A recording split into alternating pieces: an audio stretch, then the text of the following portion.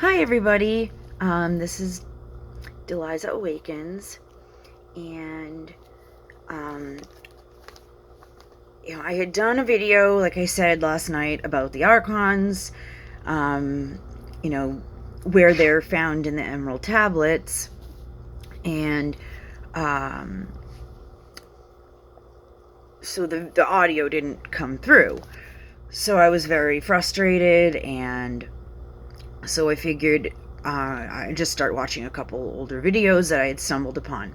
So Seven Spalding had a video up from, I think, February 2nd of 2017. And it was a NIBI address. And he was talking about fishes and loaves. And I don't know if he's like, all I see is fishes and loaves. Made me laugh. But so yeah, it made me think of something that I'd been wanting to tell him for a long time.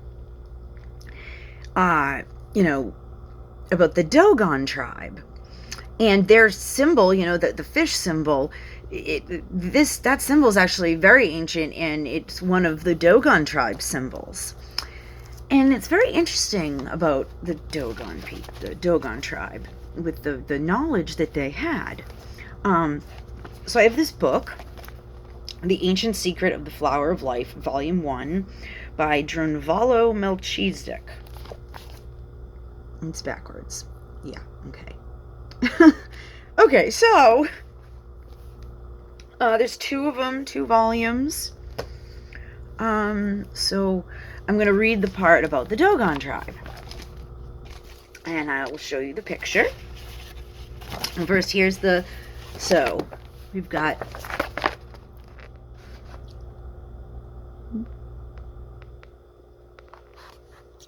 okay. I'll read the description. All right. So, Dogon drawing of Nomo, the great culture hero who brought civilization to Earth. Because both eyes are shown in the drawings, they are presumed to be plan views, which means the tail is opposed, like a dolphin, rather than lateral, as it is with the fish. The waterline is clearly indicated, implying that the Nomo is air-breathing. This drawing came out of the Australian magazine Simply Living. So I'm going to show you again how the tail is opposable, and there's 2 eyes, not 1. So when he said fish, I just, I figured that, the symbol, and then it also reminded me about wanting to say this. This is crazy information about the Dogon tribe. They knew about Sirius A and Sirius B, and we didn't even know about it until the mid-1900s, I think. So much later. I mean, they knew about this. Their ancestors had passed this down. I'm not like looking into the lens. I gotta get my webcam figured out. This is aggravating. Okay, anyway, so here is the Dogon tribe. Okay, so the Dogon tribe, Sirius B and dolphin beings. Yeah, dolphin beings. The information in it came from a book about Sirius, The Sirius Mystery by Robert Temple. He between 10 and 12 different subjects to choose from, each one of which would lead to the same conclusion, but from a totally different point of view. I don't know why it says that. Okay, anyway, Robert Temple was one of the first people to reveal certain facts, though scientists have known for a long time about an African tribe near Timbuktu called the Dogons. Okay, this tribe holds information that is simply impossible for them to have by any standards in our view of the world today. Their knowledge destroys everything we think we know about ourselves in regard to being alone. So you see, the Dogons have a cave on their land that stretches way back into the mountain. And in this cave are wall drawings over 700 years old. One particular man, the holy man of their tribe, sits at the front of this cave to protect it. This is his lifetime job. They feed him and take care of him, but no one can touch him or get close to him. When he dies, another holy man takes his place. In this cave are amazing drawings and bits of information. I'm going to tell you about 2 of these bits, and these are only 2 of many. So, we're referring to the brightest star in the sky with an apparent magnitude of 1.4. Sirius, now called Sirius A. If you look at Orion's belt, those 3 stars in a row, and follow the line downward to your left, you see a very bright star, which is Sirius A. If you follow them upward about twice the distance, you see the Pleiades. The information in the Dogon cave specifically showed another star rotating around Sirius. The Dogons are very specific about this star. They say it's very, very old and very, very small, and that it's made out of what they called the heaviest matter in the universe. Which is close, but not actually correct. And they say that it takes close to 50 years for this small star to rotate around Sirius. It's very detailed. Astronomers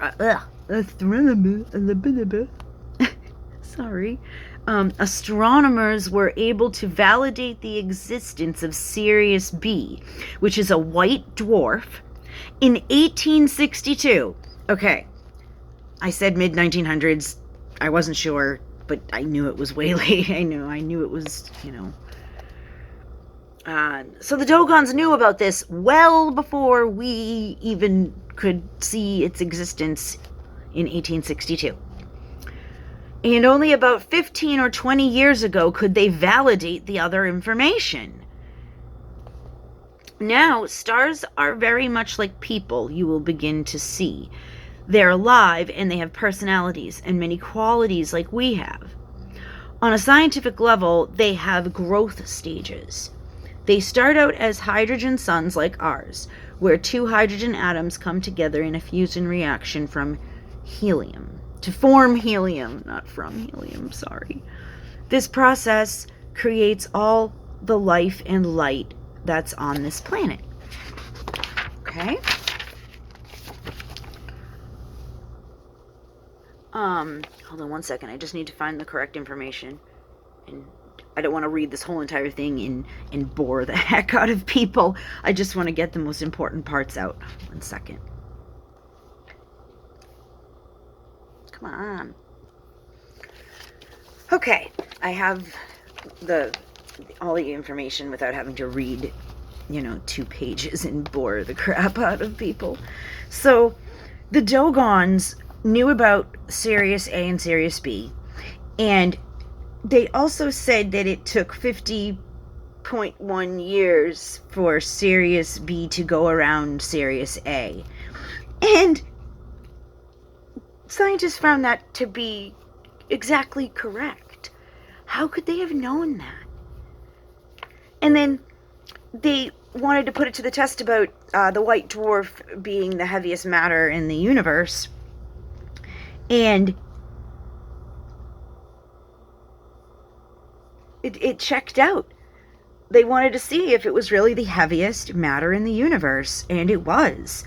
2,000 pounds per cubic inch, but that was a while back. Now they're saying the estimate is 1.5 million tons per cubic inch.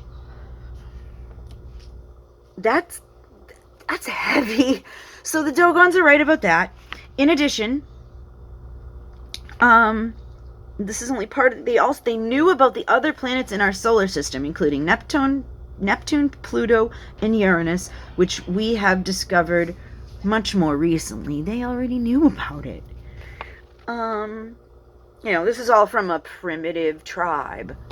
And it's what we're all, modern science, they say, oh, they're primitive. Oh, cavemen, like dragging the women around by their hair and have the club. Like, I don't know. I just think that's that's bullshit. That's bullshit. Oh, excuse my language, but stuff really aggravates me because we have been lied to. You think when you go to school, you learn about things and they're telling you the truth. There's a lot that is not. So,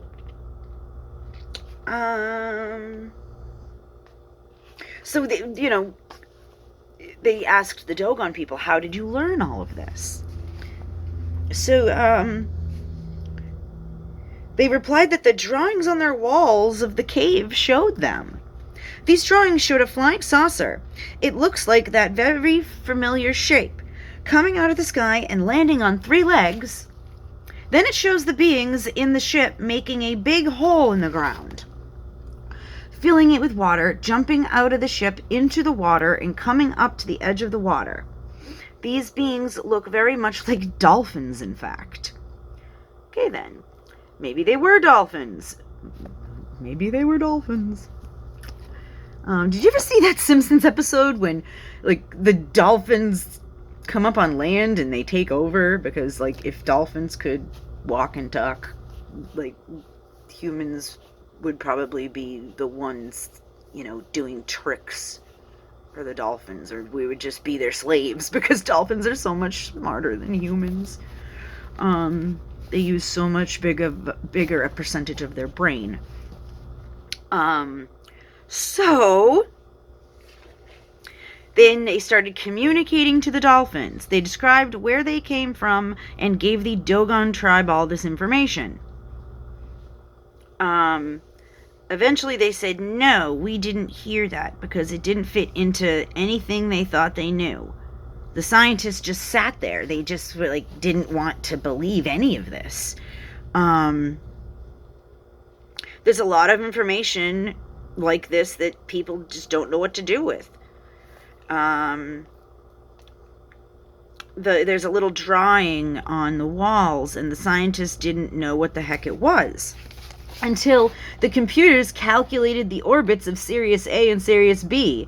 As seen from Earth, this pattern shown in the Dogon cave is identical to the pattern made by Sirius B moving around Sirius A in a specific time frame, which happens to be from the year 1912 to the year 1990. The dolphins, or whoever those beings were, gave this present-day diagram time pattern to the Dogons at least 700 years ago. Look at this pattern on the wall.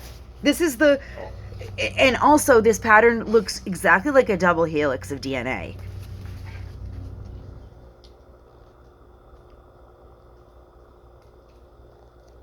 Sirius A, Sirius B going around Sirius A, I think it is. Yeah. Yeah. So in Peru, they have this symbol.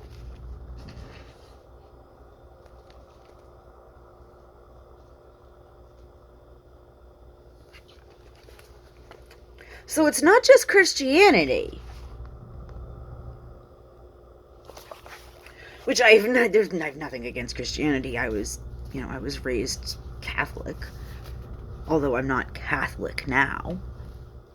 I just like to learn about all of the religions. I just want information. I just want to know things. I feel like how can you come to a conclusion about, I don't know, I don't want to say a conclusion about faith, because faith is just you don't really need scientific evidence to have faith, which I do have faith. I believe that there is a source of all life. Sometimes I say God, sometimes I say the source. I believe that there's a creator, you know? I just don't know, you know, I can't subscribe to one dogma. Like, the dogma, I'm more into spirituality. I don't know. I think we are very powerful. Humans are so much more powerful than we give ourselves credit for. Like, if we could open up our potential, like, our potential is infinite, honestly. I mean, this book is amazing. This book is absolutely amazing. It has so much information. Meditation is key. Like, you're never going to ascend if you don't meditate. I just don't see it happening. So, I mean, there's much more Dogon evidence. There's much more, and then a trip to Peru. You know, it just, you know, pi, the golden ratio. There's just so much information in this book. I love it. I love it. I love it. I love it. I don't know. I just wanted to read that, you know, for all of you, but one of my main reasons why I remembered to talk about it is because of Seven's video, when he started saying, you know, all I see is fishes and loaves. So you know, I have so much information in here. I think that we should start picking a topic and maybe discussing, because I don't know, I like discussion. I don't know, maybe we should all do some kind of Skype thing. I don't know, who knows. These are just kind of thoughts and ideas and just kind of throwing out there. And I'm out of my shell. I'm singing, you know, in the morning by myself, but at least I'm singing again. I'm happy about that. So, I don't know. I don't want this video to be too long or boring. So, you know, infinite love and light to all of you. You know. Okay. I'll see you all later. I'm going to be posting some videos from like a year ago, from the past year, because I just started my channel, but I have tons of video and sky pictures from the past year. So I'm going to put up a video for January, and then in a few days I'll have the one for February. And then, because the sky, there's a big huge blanket over Massachusetts right now, and it's just white or gray. White or gray, it's all I see. So, all right. Love y'all, guys and gals. Infinite love and light. Have a great day. Deliza out.